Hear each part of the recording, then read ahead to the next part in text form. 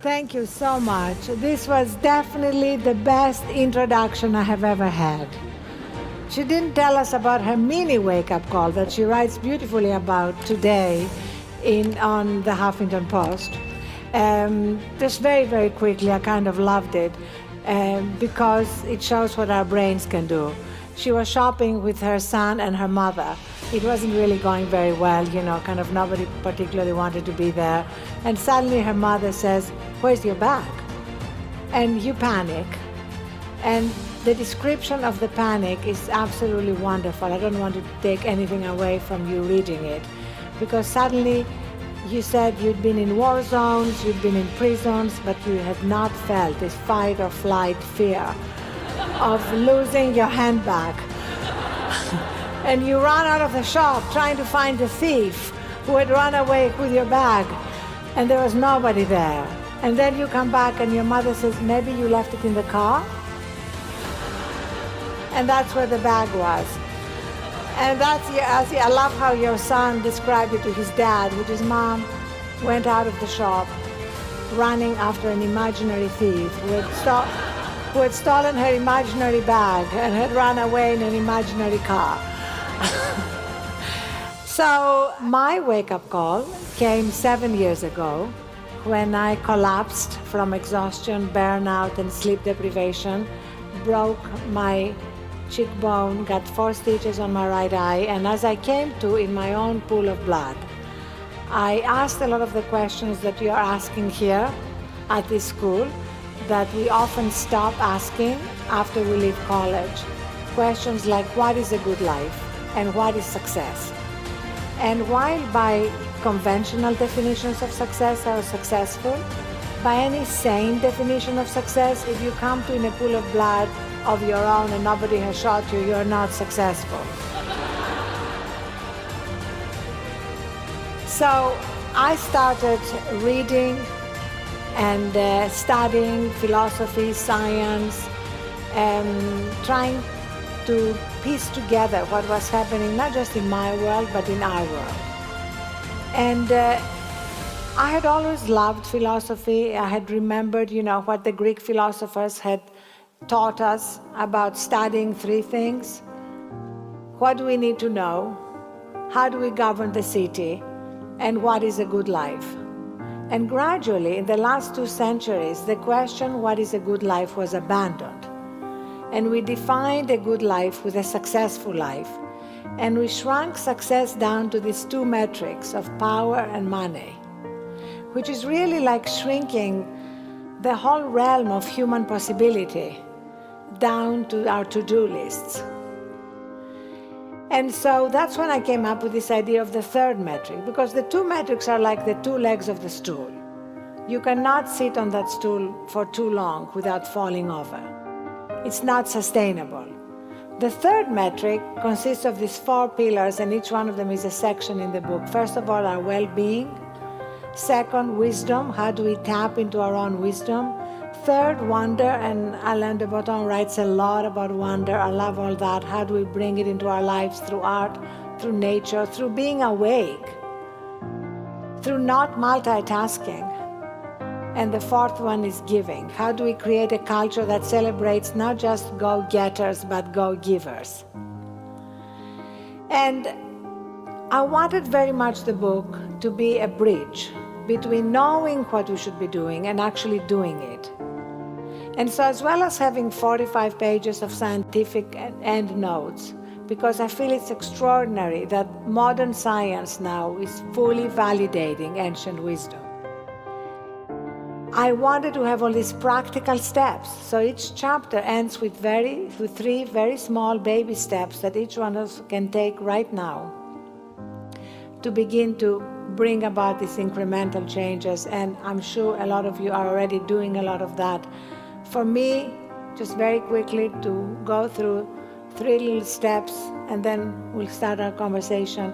For me, the first step was sleep. I know it's dismissed, especially by men, as completely unnecessary.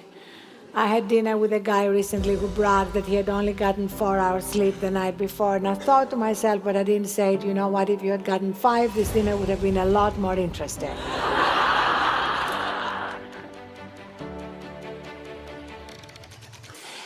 And the science now is incontrovertible. In fact, I told a graduating class that I gave a commencement to at Smith, a graduating class of women, I told them that my advice to them is to sleep their way to the top.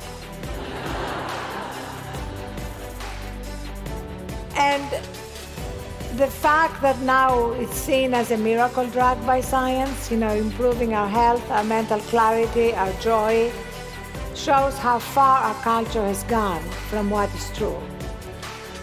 The second step has to do with our relationship with technology. We have become addicted, which is why I chose 12 steps. And our addiction to technology is something which we really need to cure ourselves from. Otherwise, technology is truly becoming our master. And a very simple step is at the end of each day to pick just one particular time, it may change from day to day, when you take all your devices, you turn them off, and then you gently escort them out of your bedroom.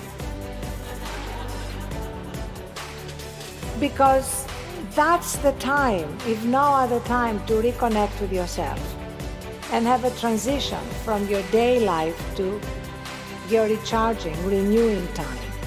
I remember being in Luxor a few years ago and going to the sleeping chambers of the Luxor temple and realizing what a ritual sleep was. It was a time to actually let go of the day and allow other wisdom and other deeper understanding to come into your life. What we do in modern life largely is just we crash. And then the alarm wakes us up and we dash immediately to our smartphone lest we miss anything during the night. And just one more step, which doesn't have to do with our bodies, but it has a lot to do with our minds and our souls. And this is, at the end of each day, find something that no longer serves you and drop it. It can be a grudge, resentment, something you're angry about. Or it can be a project that you're not really going to invest time and energy into. One project I recently gave up is skiing, learning to become a good skier. I decided, you know what, I was not really going to become a good skier, so it was very liberating to realize that you can actually complete a project by dropping it. So skiing is done for me. I actually, when my daughters want to go skiing, I can sit by the fire, drink hot chocolate, and read a good book. So let me wrap this up by saying that if we're lucky, we have 30,000 days to play the game of life. And how we play depends on what we value. And if we primarily value these two first metrics, we're never going to have enough, because there is always somebody who has more. And as the Onion headline puts it, death rate holds steady at 100%. And those of you who are studying philosophy know that the Greeks, like Socrates, urged us to practice death daily. And the Romans used to carve memento mori, on statues and trees, not out of a sense of being morbid, but out of a sense of wanting to put life and everything that happened to us, including losing an imaginary bag, in perspective. So, if you've been to a memorial recently, you know that eulogies have nothing to do with our resumes. You've never heard anybody during a eulogy say something like, George was amazing. He increased market share by 1/3. So, every religion and many scientists have really said the same thing, that we all have in us a place of wisdom, strength, and peace. and it is as close to us as our next breath. If we only take a little time to cultivate what in modern life has become for most of us a deserted garden. So, as Archimedes, the Greek mathematician, put it, give me a place to stand and I can move the world. So Thrive is really a book to help us chart a pathway to that place. And from that place, live our lives according to our own definition of success, with more compassion, more gratitude, more peace, more joy, and yes, more sleep. Thank you.